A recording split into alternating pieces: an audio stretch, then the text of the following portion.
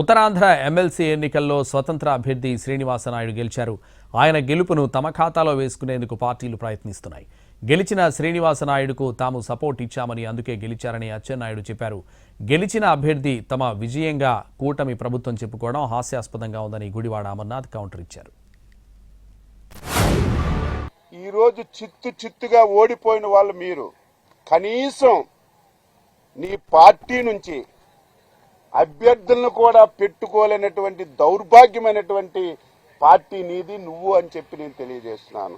గౌరవ ముఖ్యమంత్రి గారు 3 జిల్లాల కార్యకర్తలందరికీ టెలికాన్ఫరెన్స్ పెట్టి స్పష్టంగా first priority vote, second priority vote Raghu Varma గారికి, శ్రీనివాసనాయుడు గారికి వెయ్యండి, ఇద్దరు మన క్యాండిడేట్లే, ఎవరు గెలిచినా మన వాళ్ళని స్పష్టంగా టెలికాన్ఫరెన్స్ లో 1000 మందికి మీటింగ్ పెట్టుకొని ముఖ్యమంత్రిగా చెప్తే ఈరోజు తెలుగుదేశం పార్టీ ఓడిపోయింది. ఉత్తరాంధ్ర ఎమ్మెల్సీ ఎన్నికలు టీచర్స్ ఎమ్మెల్సీ ఓడిపోయారు, ఒప్పుకోండి. ఓటమిని అంగీకరించామని చెప్పి ఒప్పుకోండి. అది మానేసి ఎవరు గెలిస్తే ఆయనే మా క్యాండిడేట్ అంటే ఎంత అన్యాయం అండి. కూటమికి సంబంధించినటువంటి ఎమ్మెల్సీ అభ్యర్థి రఘువర్మ గారు అని చెప్పి మీరు ప్రకటన చేశారు. దానికి మీరందరూ సాక్ష్యం.